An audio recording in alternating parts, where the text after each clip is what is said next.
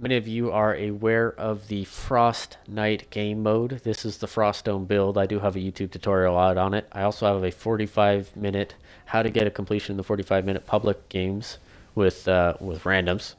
All you have to do is just participate, at least 3 people. Well, you could probably do it with at least 2 if you're talented enough. If you're familiar with building, you have good traps, you could probably do it with 2 people, even if 2 people are AFK. Generally, I'd recommend, though, do it with 4 people. Obviously, it's a lot more fun. Do it with friends, even better. It's a game mode that brought forth everything that Save the World has to offer, I think. You have to use your traps, you have to use your guns, you have to have complete characters if you want to complete all 30 waves of Frostnite, versus, husks that are twice the level of husks that you've ever fought or are leveled against. It's fantastic. I love it. I think, it was really challenging. Well, I wouldn't say it was really challenging. It would be more challenging if it was endless, I think. With this build, it doesn't have the full capabilities of testing out just how efficient and how deadly it can be over, that 2.5 hour mark. We could only go to 2 hours, 14 minutes, and 51 seconds as of now, which is wave 30. Or if you're doing the burn bright mode, I think Allura hit 131.54 or something like that. Good job to Allura for doing the burn bright mode. That stuff's tough, man. So good on him and good on his team for completing that. I think Road was in there. I think Jay Brooks might have been in there as well. But yeah, we're gonna walk through our Frostdome build real quick here. We are approaching from the northeast, guys. You're going to have to use northeast, south, and west as your indicators. It's going to get very confusing because I am in my storm shield, so you are going to see a whole bunch of green icons on the top right. But if you keep track of northeast, south, or west at any point in time, you can kind of get your bearings. So even if you pause this video later when I put it up on YouTube, by all means, this is our trap tunnel effectively. I'm going to go over the outline later on. Oh, gotta cook that up. Oh, I don't have enough resources. Okay, so generally there's a floor here. I just had to anchor it to the bottom. So this is the trap tunnel. Generally, it's just timeout rooms. I put a flame grill trap here just for the extra affliction damage. Same with on the end here. You notice how we have this piece here, and you could actually put a piece right here like this. I would prefer like this. What ends up happening is they walk down here, they get tossed over here, so these lanes are actually unclogged. And by the time they get to here and reach here, they have to go through here. So there's no point of a husk coming over through here and walking over here and then getting knocked back. They're always going to be on this side of the square, right? So when they come through here, they're going to go through here, but they're probably going to get knocked back all the way, which is fantastic. This and the southwest side are probably the most deadliest. No worries, Tater. Welcome back. Welcome back. You're always welcome, my friend. We come over to the north side. It's a much smaller pistol formation of a trap tunnel. Very simple. We have the 2x1 over here with the double gas. We have the dynamos. We have wall darts for extra ad clear to match the reload times of the dynamos. You can do triple dynamos here. Generally, I advise early on in the Frostnite mode, however, that you want to use wall darts. Up to probably about wave 18 before you start filtering in wall dynamos, and you want to start putting wall dynamos in one at a time, right? Like here's a good time for wall dynamos because it's at the very end. If anything reaches this end square, it needs to die, right? So we want to deal as much damage as possible to it, whether that's propane, smashers, husky husks, what have you. But generally you want to start from the outside, right? So this is actually a 2 square rise to the north. But it goes downwards, obviously. You'll notice it because there's going to be like a power converter over here, and there's going to be like an iron fence that goes like this, and then of course the gradual hills that will go roughly about 2 or 3 squares. I think it's only 3 squares here. Gas traps. This is probably like the only time you'll actually see me use wall lights. Is on these squares where we shouldn't be knocking them back. Because if we knock them back, they're going to take less damage from this gas trap, and we want to maximize the damage of each gas trap. You could even go as far as to place another gas trap here. Oh yeah, by the way, there's the Twine Peaks glitch where you could place traps even when you exceed your limit. Yeah, Tater, I'm a little bit experienced about Save the World. I don't think there's another player who's placed 500,000 structures achievement in the amount of games that I've played. So I'm pretty full of myself is one way to put it.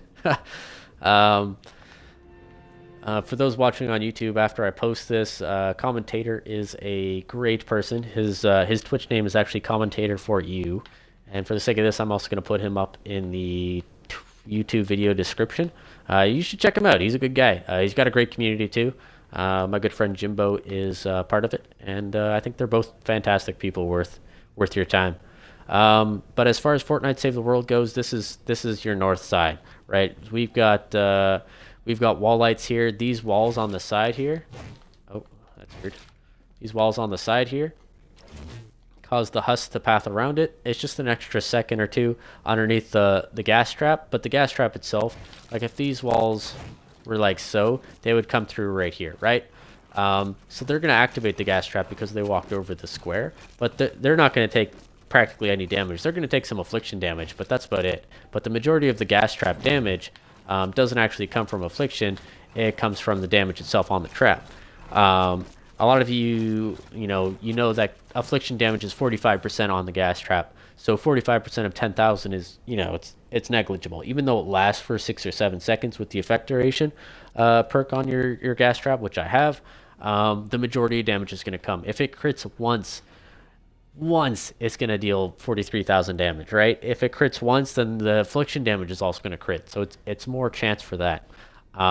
So having these all on top of, or having them underneath the gas trap as long as possible is the ultimate goal for here, right? And that's pretty much the goal for the entire build. We've got, I'm not too kind, Tater. I'm just appreciative of everybody. Everybody puts in a lot of hard work, and you guys all deserve it. We've got this entire build set up. Ignore this. This was placed by some of the guys that helped me flesh out the build. I believe Isherwood placed that. He had a good point that this would be the only time to use a ceiling drop trap in the entire build. This was his only addition to. Well, actually, he did suggest the flame growth traps. I'm also going to place Isherwood here because he, Minnow, and Rathbun and Tate, and even DJ even helped me flesh out the build a little bit just by playing along. So they're all good guys. Also worth your love.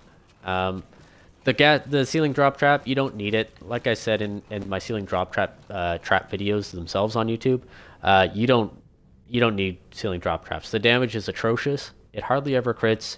It might not even hit the enemy because by the time it takes to drop from the top here down to the bottom, most of the husk will be through it. Even though it falls from 2 or 3 squares high, 3 squares high, it's never going to hit anything. 2 squares high, it might hit 50% of the wave. If, let's say it launches right as the first enemy's here, the enemy's going to be gone, but maybe the guys behind him might get hit. Like that's kind of the effectiveness of the ceiling drop trap, or the tire drop trap that we see up here. I'm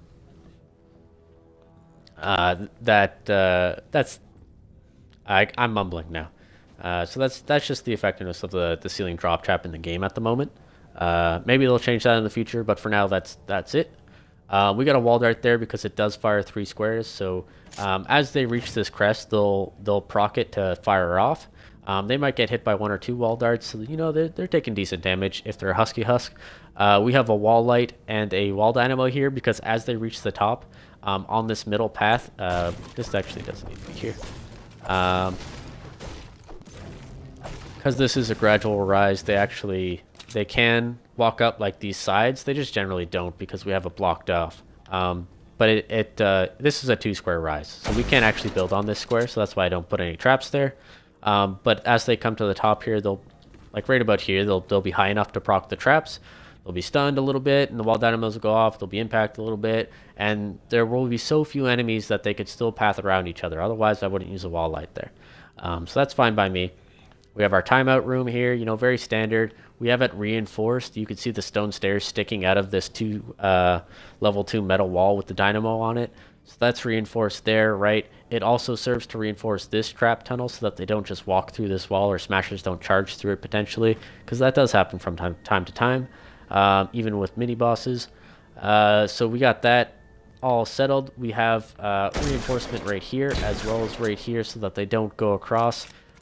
into the north side of the trap tunnel. We want to make sure that when they spawn to the northeast here, they come through the northeast tunnel, right? Now we move on to the eastern side. And the eastern side is kind of a weird one. It took me a while to figure out what to do with this side. This is kind of correct. This is a, I don't know, like 2 squares out, I think we start building. And I walked over, I did a walkover for the gas trap, or the gas room builds, even, if you will. We have the wall launchers into the dynamos. We have these pathing walls here. So you got the dynamos right here, got the floor spikes for 30% slow. We have the gas traps for gas damage and affliction. And because they're underneath the gas trap for that 5 seconds, every second is a chance for that damage to tick. So the damage is going to tick, the affliction is going to reset, and the crit hit damage is going to be possible to be hit, right? If it crits, it's going to deal that amount of damage. In the Frostnite mode, it should be a little bit higher too, because just because we're going higher and higher every level. We're up to level 217 Husk at times. It's a great way to thin out the herd. You know, it takes out all the little guys. It can break the Smasher's threshold for impact and knockback. So when they get up here, that they will be tossed in the timeout rooms. I fiddled around. I tried to do like 2 timeout rooms in a row where I put like a wall launcher right here, and I threw them back behind this wall into a wall that was like this. It's just every time I did, they would rather beat against this for Smashers, and anything a Smasher will beat against, the propane will throw against when they get high enough.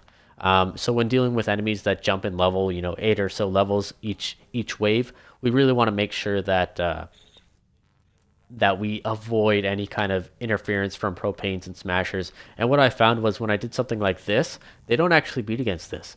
And because it's the double timeout room, generally propanes just die in here anyways. So by the time the Smashers make it out here, they're all by themselves. It's a lot easier to shoot them. Because that's reinforced and nothing's breaking through it, we could actually stand like over here with our, you know, bundle bus or anything and just aim into the face of the Smasher. Aim high, right? We don't want to aim like too low, because if you aim like this, you're gonna, like, if the Smasher goes down and you're still firing, you're gonna fire into the tunnel, and that's like right where the propane's gonna be at that height, right? So you just want to be careful with that. But this is the eastern side. We do see a wall dart there again. It can fire 3 squares. We're going to see it proc on this second square, but it can still fire off on this third square as enemies come around back to this pathing. And we see a little bit of altered pathing too, right? We notice that this wall's here, so that's going to cause them to keep underneath this gas trap. It's also going to give more chance for this wall launcher to reload and then fire off again to keep them on this square, which is entirely possible if they get launched like back here. With the slow spikes doubled up here, it's a chance that they get slowed again when they reload as well, because every 2.2 seconds they'll launch a slow effect. So after that, the wall launchers fire them off there. They'll come back here, fire them off here, where they'll then see this exact same small pathing wall. If you try and do something like this, the Smashers will start to beat against this wall, and that's not something you want, because then you're wasting resources repairing this, potentially replacing the dynamo in the later rounds as well, because Smashers with higher power levels will be there to destroy these walls and very easily. So you won't be able to out heal the Smasher before it kills the wall, and you don't want to fight the Smasher in the tunnel because there's propanes, and if they aggro on you, then your tunnel blows up, right? So it's a massive deal that you want to have like these kinds of small pathing walls in your trap tunnels. And I mean, you notice it everywhere, right? On these 1 square ones, it's not a big deal because it's just half a square to them, right? So they'll path around that, no problem. They might take a single swipe against this, but it won't be enough to destroy it by any stretch. That's why we see it in these trap tunnels. We also set it up so that they're always coming back towards the base, right? So even if we had a wall here, it's kind of hard to describe because you can't really see it if I jump down there.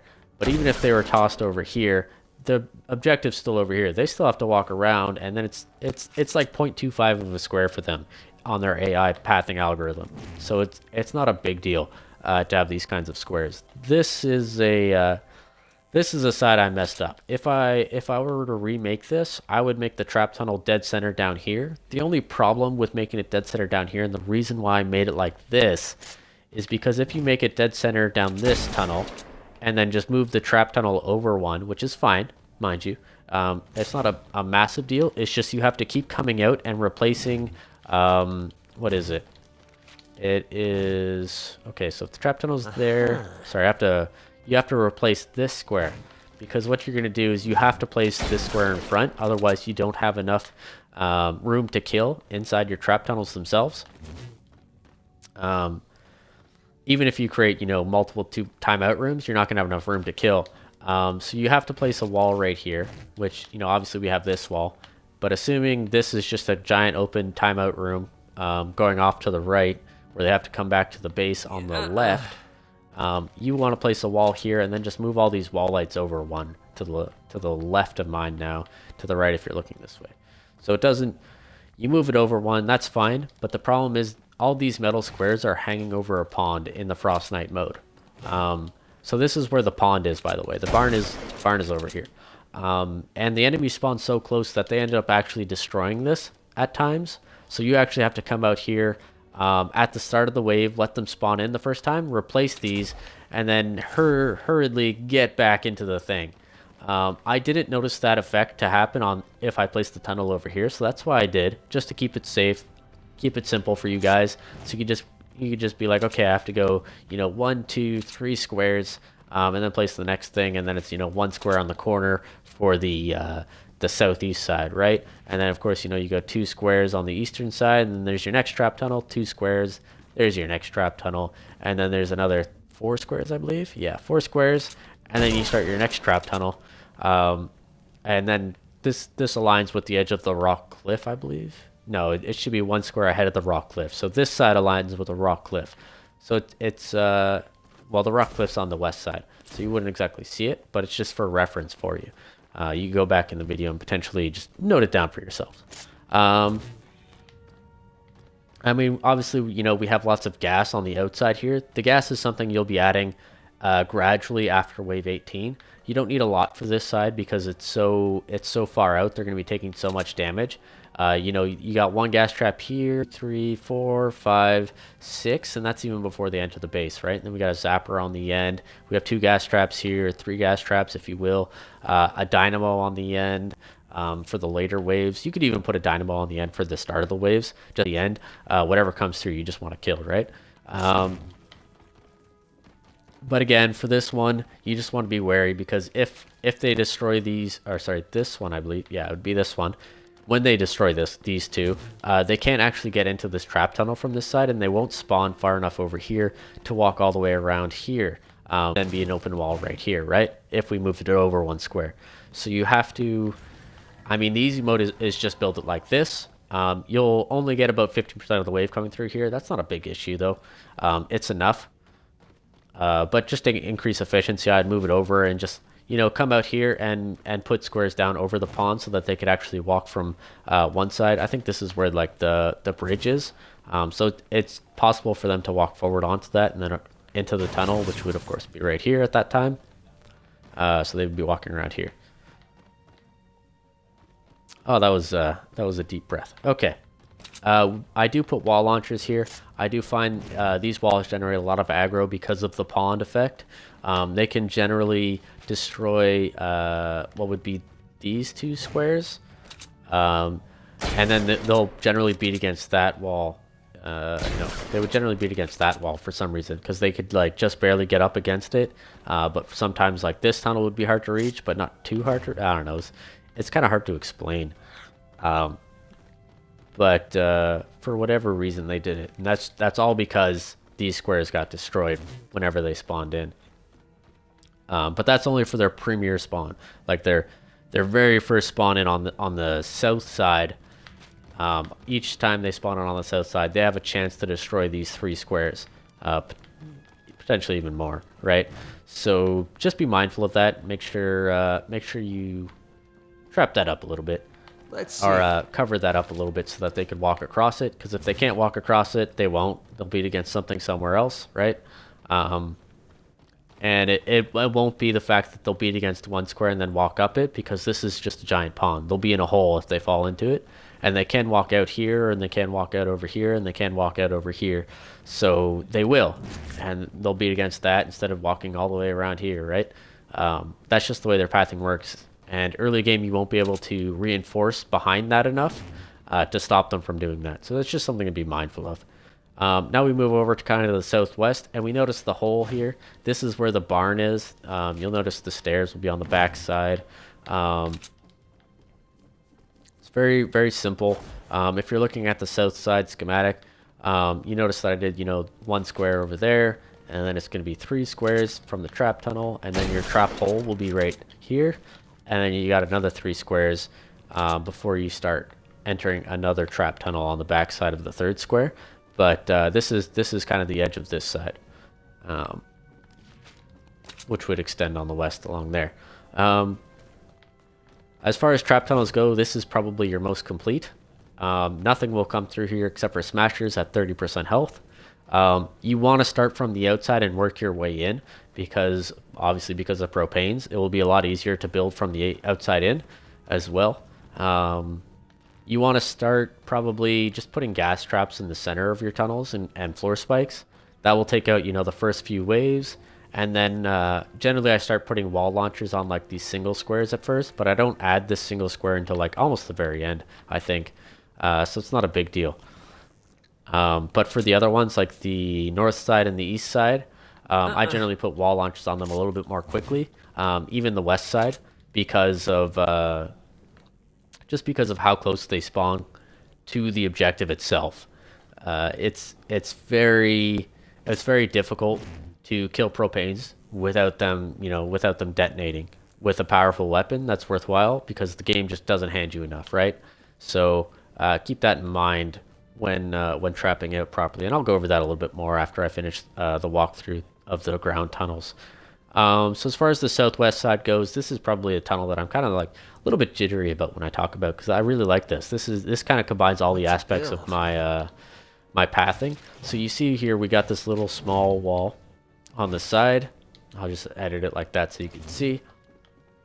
And we have this. This doesn't seem like much to a lot of people. This is just a wooden arch, but this is kind of like the pièce de résistance, because they spawn out here. Obviously these gas traps are going to be added much later into the game, so you can maximize their durability. But they'll split up pathing, because what ends up happening, as you'll see as we walk through this trap tunnel, you'll start seeing from the husk perspective. But when they walk through this arch, they'll actually walk through like this, or they'll walk through like this. They won't actually come over here and be like this. Some of them will, maybe the smaller husk, but for the most part, like the husky husk and the skinny husk, like as closest to this edge, they'll go like this. And I think mainly that's because, I don't know why it keeps doing that. Because this, right? When they walk through, they want to walk through these empty squares. That's their AI pathing, if you will. So at the very least, they want to kind of go through here for whatever reason. This one, for whatever reason, it's also much tighter. They will hug the edge of it. So I'm not too worried about that, because if they go through here, they're taking a lot of damage from this. And then they're getting stunned on here, right? And if they get stunned on here, they're probably going to get stunned right about here or here, which is going to cause more enemies to come around here, which is obviously taking more damage from the gas than they intended. But it's still quicker pathing than, say, blowing up the husk in front of them with a propane tank, and then more husks get blown up. So they come over here, they get stuck in the gas room now, so it's more pathing, by the way. And even if they make it out of here, they have to go through this, which is going to knock them all the way back here into the corner that no husk is going to be in, because they can't be stunned long enough to clog the tunnel. The husks keep going all the way around the square, which propanes wouldn't anyways. They would blow it up if they could. So it's kind of like a magical corner, if you will. This is probably the best trap tunnel I've ever built, admittedly. Just because the other half of the spawn will go like this, get stuck in a gas room here. Obviously, they'll take some damage here. If you really wanted to, actually, you could put an arch here too. Generally, though, there's a spawn to the west that will through. And there is some a little bit that spawns like a little bit over here. So I just didn't want the extra pathing where they potentially beat against this wall. But they'll get stuck in a gas room, then they'll come over here, and then the wall lights will stun them, and the wall darts will hit them, and the thunder will roar. And then, of course, they'll have to come through the archway at an appropriate angle. And then even if this wall launcher fires off super quick, they're now stuck in a gas room anyways, right? To the point where they have to come through here. They're not clogging up the hole right here, because no husk are going to be here, or very minimal husk. And it's just amazing. This tunnel is never blown up. Every time I've made this has been perfect. There's zero clog. There's enough damage to keep things flowing, and there's enough wall launchers to keep smashes and whatnot in check. I actually saw a max level smasher die in said tunnel, which is, I think, at the two hour, like 14-minute mark, it's like a level 217 or so. It was so beautiful. I about cried. That's like a special moment for a builder when a max level smasher that, you know, can one shot any teammate with like a casual smack. It has, you know, the highest health in the game, highest damage resistance aside from a mini boss. It dies in your tunnel. That's it's big. It's big. It's big. Anyways, we're gonna move on to the west side here. So the west side is characterized by the northwest corner, which has this giant rock formation. Well, not giant. It's got a rock formation on it. It's kind of hard to show you, but essentially this wall is, actually I could go inside of it if that makes it easier. No, I can't. I don't know why I did that. Anyway, so this is part of it. It extends 2 squares this way. It extends 2 squares back behind this wall. And then it kind of, so this is where the second square is on the western side. And then it kind of zigzags. So it zigzags here, and then it zigzags here, and then underneath this stair piece is the last one. Sorry, my back. Whoa! Oh. I also put a whole bunch of jump pads on these two to show you where they are. And this is a slant that they could walk up, so you want to block that off. That's the first bit of the west side you have to do. So you have to block it off. And if you're familiar with me, you know that I like to do all my pathing with alternate materials. So we have stone on the outside. This isn't really necessary right here, but we have stone on the outside on each side of the path upwards there, and then we have a metal piece on top, and then we put a metal cone on top, and then to cover the spawn even further, we put 2 metal walls, and then we covered the ceiling as well, so that lavers wouldn't kind of like come underneath here and then throw it through the bowl, through that hole, because you kind of saw it stuck up through the bowl on top, if you noticed when I jumped up. This is actually a cliff face. It was kind of hard to put into it. I found if I tried to put 3 squares here, they would break through the middle square, but I found with 2 squares it was enough where they would drop down here. So that's that. I mean, I pat them as much as possible. If they break through here at times, there's a wall launcher there. You could put a wall launcher here to de-aggro things. Again, there's that Twine Peaks glitch where even if you have the most structures placed on your map, you could place traps. Kind of underhanded if you do it, but I mean, hey, you don't really need to do it. There's enough structures in Twine Peaks to solo them. Anyways, there's a wall launcher. So you knock them. What ends up happening here is you knock them over, but because of this wall here, it's like a little bit of extra pathing. Like the husk would rather go all the way around here than come over here and beat against it. So that's what we make them do. We make them path all the way down here because they. Okay, I'm gonna cheat a little bit. Never mind. I can't. There's no stair. Oh. Use the power of traps. Anyways, and there's a little ledge here that it goes up here. So we have, obviously, we have wall launchers on the front here to deter them as well. We have wall launchers on the either side of these. You should be having enough planks to be making this many wall launchers plus some, because the wall launchers are the first thing that runs out, and they run out the most often. But with this build, I literally can't think of a more efficient killing way. There's other ways to do the Frostnite mode, but I can't think of a way that's more efficient than this, to be honest with you. I've brainstormed with a lot of Frostniters as far as their builds and their effectiveness. There's a lot of great theories out there, but because it's 2 hours and 14 minutes long, we really can't explore just how deep we can go with the Frostnite trapping mode and how efficient we can be. And of course, there's always a margin for player error too. So it's just about having fun, If you can have fun with your teammates, I think at the end it's all worth it, anyways. So that's what we try to do. And I mean, I try to be helpful when brainstorming, and there's a lot of good ideas that people have been throwing around. So we make them path over here. This is where the slant is going up. You don't really need the backward stairs here. If you put backward stairs too early in the game, they'll actually come smack on this, and then they'll just walk away and come back. So this can actually be a waste of materials early game, but late game, if you have an extra floor launcher, it's not so bad. Just a little bit of extra incentive to make sure that the high-level husks don't just accidentally start swiping at it, and as the building gets lower health, they still keep swiping at it, etc., etc. They come through here. It's the same way we had with the north. If we can't keep them underneath the gas trap, we want to make sure that they stay underneath the gas trap. So we have the wall lights here instead of a wall launcher, because if we put a wall launcher here, yeah, they'll take the affliction damage from the gas trap, but the affliction damage, as we recognized before, is like one shot of the crit damage, right? So if we can't keep them underneath there, that's great. But if we shoot them over here, it's useless, right? They're gonna get hit by maybe 2-3 wall darts tops, take minimal damage, and then they're gonna come back in. And it's going to be almost 2 uses of the gas trap. So it's going to be a wasted gas trap use, essentially.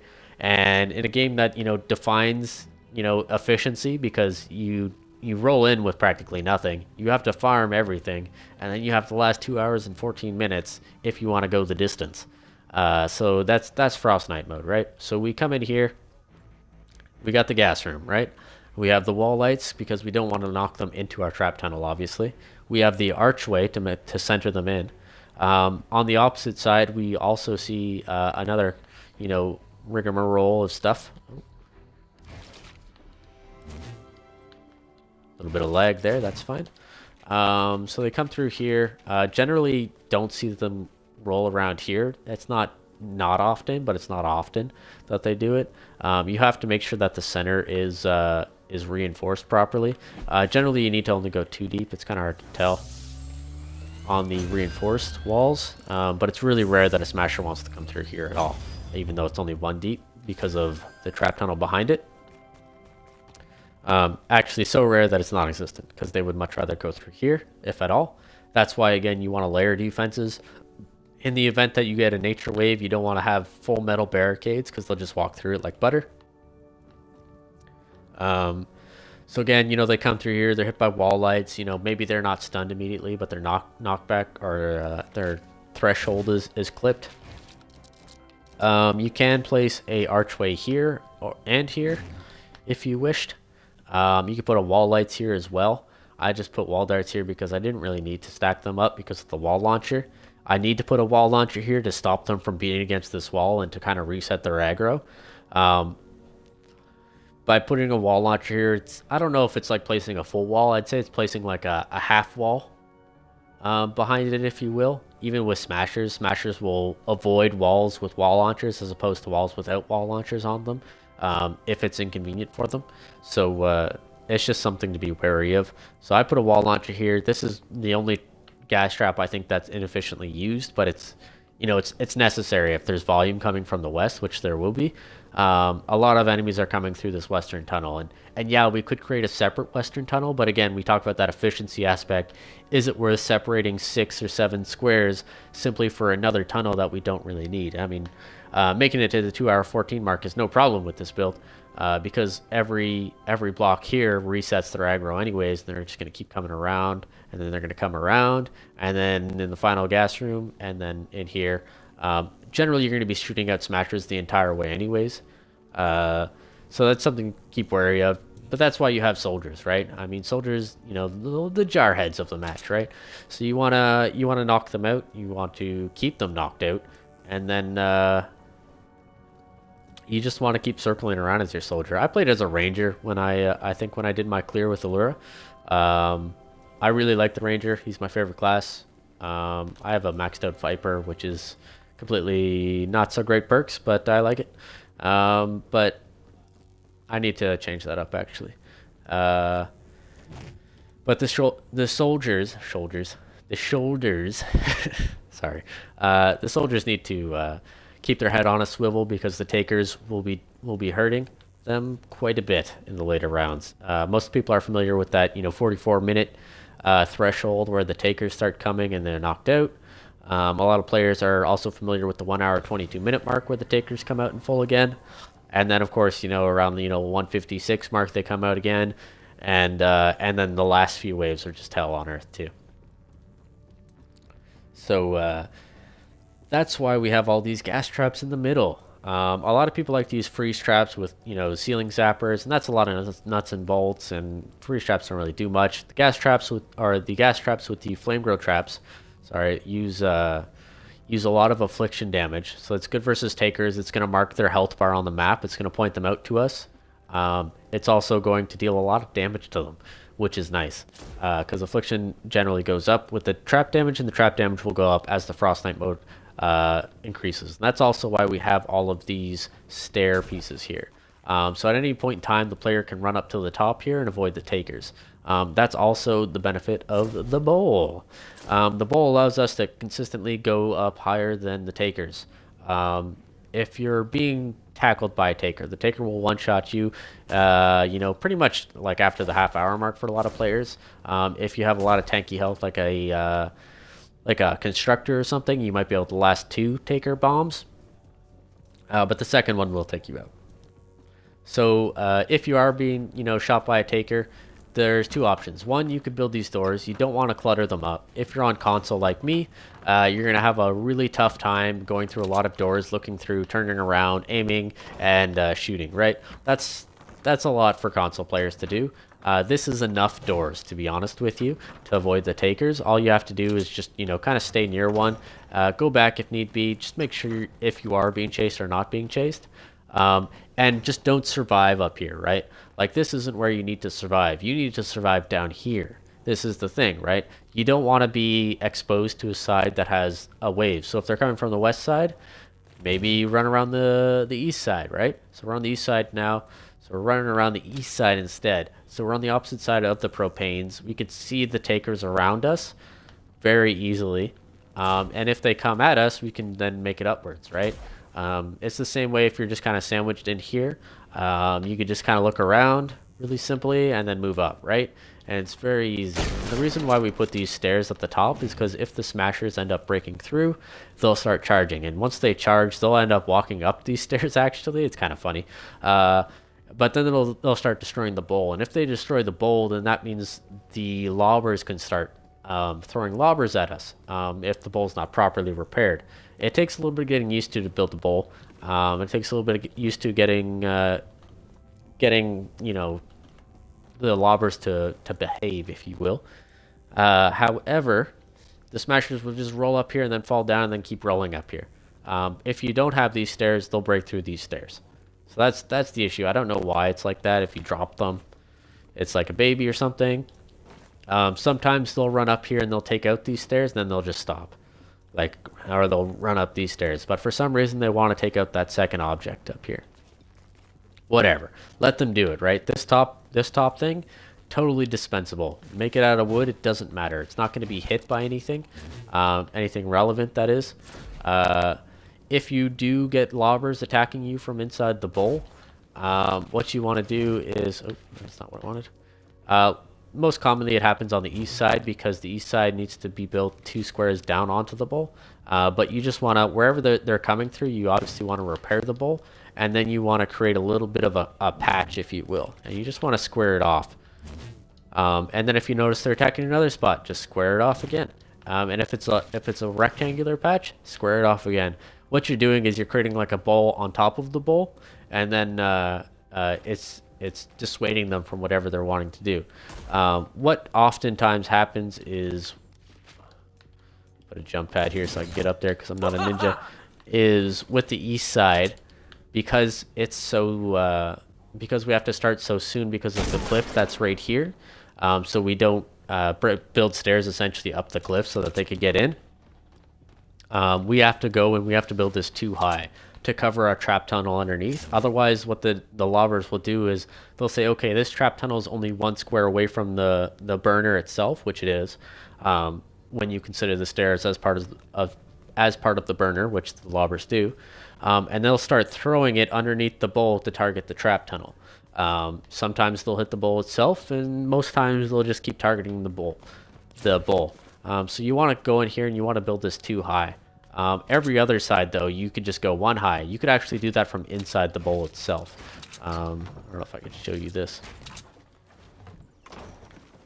So you could actually walk inside the bowl. So you see the metal. I could actually go around up. Well, I mean, I can't because for whatever reason it's glitched when I have no structures left to place. But you could just go inside the bowl. Obviously not on the east side, I guess, like I just did. But on the northwest and south side, you can just go inside the bowl and place all of your metal walls and stop them from charging up it. Now, as far as your slant up here, you just want to make sure that it's covered. I mean, you could put another corner piece here. You could cover it with a ceiling piece and just make a too high ceiling piece. That's fine. What you don't want to do is you don't want to get cornered by takers. You want to be very, very familiar with your doors. Okay? Like going through doors here protects you from the taker. Like they can't dive through the thing. You don't want to hug the wall. They can't hit you through the wall. If they're diving at the end of their dive, they like kind of reach through the wall a little bit. So you can get hit from that. But you just want to go through the door whenever, if they're diving, go through a thing. If you notice that they're coming at you from, multiple sides, you could put like little edges here, and that'll cause them to like kind of go around before diving at you, and it'll kind of give you more room to look around. So we see that actually over yonder, right here. So we see this little patch here. This is kind of a useless patch, but if I destroy it, I wouldn't be able to place another one because I placed too many traps. So we see this patch here. We could go through this door on this side, but odds are they're probably coming from the east anyways, or the north. So we want to turn around and we gotta look through, right? But because we have that here, we can then look to the north first before coming around and be like, oh, there's more of them coming. So then we just keep going to the west. And then, as we come through the door, we could see their western side, and then we start looking around. We keep our head on a swivel, right? We look up high. We want to make sure we see any ghosts coming through. And that's part of the reason why we want to put floors on, or put walls on the inside here all the way around the bowl, is that will actually force the takers to come into our trap tunnels before rising up to our ceiling to challenge us on top of the ceiling. And that's also, of course, why we want to be on the ground floor the most times, so that our takers just keep coming through the trap tunnels themselves. And because if they go one square into our trap tunnels, they're practically halfway there anyways, right? So by taker logic, they could just keep coming at us through the trap tunnels, and that's fine. By our logic, you're a dead taker if you come through our trap tunnel. So we don't have to worry about you, because takers don't have nearly as high damage resistance as smashers do, thankfully. Could you imagine? If you're really desperate, I would recommend like this was recommended by Tytastic. Sorry. I promised to get his name correct, and I did today. Tytastic created this good idea. It couples well with this. You could get up here. For those, I don't know if you guys have it on PC, but on Xbox we could jump higher if we. Well, I mean, we used to be able to. I don't know if it still is. I think they changed it a while back. But we could jump higher the longer we hold the jump button. I think they switched it to BR method where everybody jumps the same height now. But I still notice it sometimes. Like I make the same jump, but I don't make it the first time, but then I hold it the second time and I make it. Sometimes I'm just bad at jumping like that time. That's essentially the Frostdome build. I mean, there's floor launchers, there's backward stairs. It's pretty self-explanatory in a lot of places. It's just putting it all together, right? So the first step I usually do is I start with wherever they're attacking first. If they're attacking from the northwest, I block off this slanted path, and then I set up, the outside trap tunnel wall or ceilings, and then I do the trap tunnel itself. And that gives me perspective because of the rock wall here. I know that from there I could go 1, 2, and then I could go 3 squares, and then there's my next trap tunnel. I know that this trap tunnel is going to go 3 squares this way, and then behind this wall is going to be the hole with the wall launchers, right? And then after then, I could create a timeout room with wall lights. Well, it's not a timeout room with wall lights, but there's going to be a timeout room behind the wall lights. And then, of course, I could build my trap tunnels from there, so long as I know where to start at on the perimeter. And then after I recognize that, there's 2, 3 squares here. There's the next one, right? And then, it's 1 on the corner, just away from the bend here. If I'm gonna build out a vanguard defense here, by the way, I do add a little bit of squares here just to avoid them walking across it. If you put walls here, then they won't even bother beating against it, but sometimes they might just walk across it if you don't. So I just put walls there. It doesn't draw any more aggro. I also put some ceiling pieces here next to the cliff, but I also put wall launchers on them, just in case. I don't know. Sometimes I feel like enemies just path. There's a little bit of a cavern here. I feel like sometimes they path in there and then they come around and then inside here.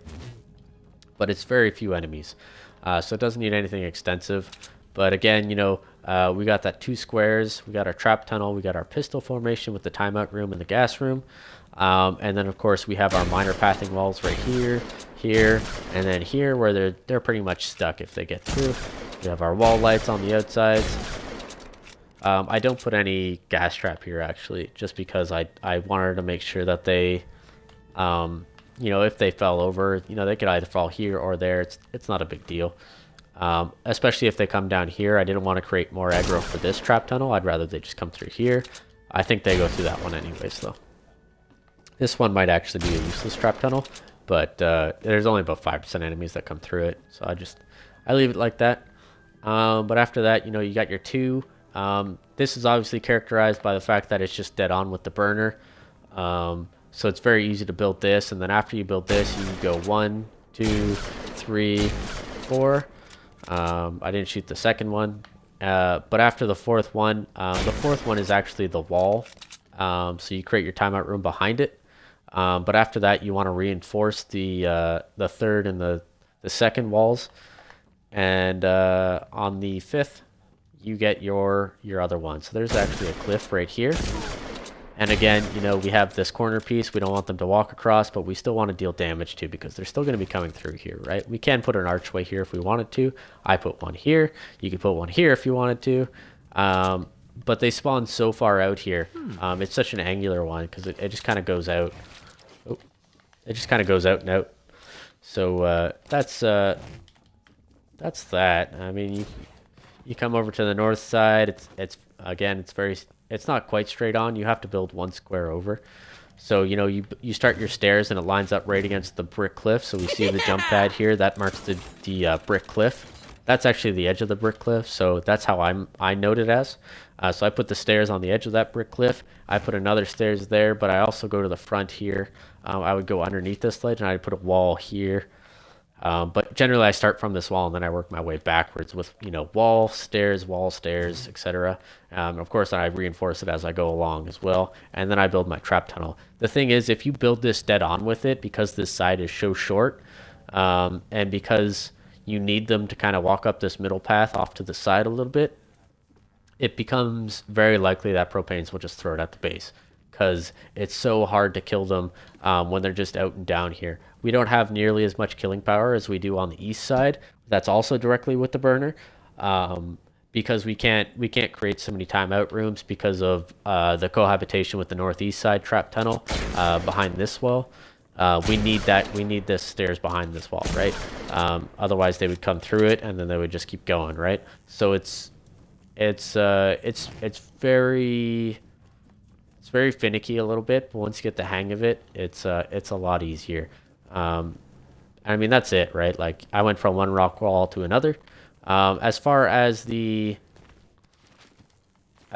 bowl itself goes, so let's say, you know, I mean, the burner's obviously inside there. So you start your trap tunnel, but as far as making the bowl goes, like, you start your trap tunnel, you put your backward stairs, and then you want to go up one, and then that would lead you right into the bowl on the east side. The north side is pretty self-explanatory, because like I said, you just go straight up against the rock cliff, and that kind of creates your bowl right there, your bowl edge, if you will. This side is just double reinforced, so you set the perimeter, you reinforce it once, you put another wall and you reinforce it again, and then bam, you got your bowl side. It's very easy, right? This side's a little bit more difficult. You have to okay, so we got a lot of lag there. This side's a lot more difficult. We have significant reinforcement on this side. So I'm not quite sure how many times I reinforced this.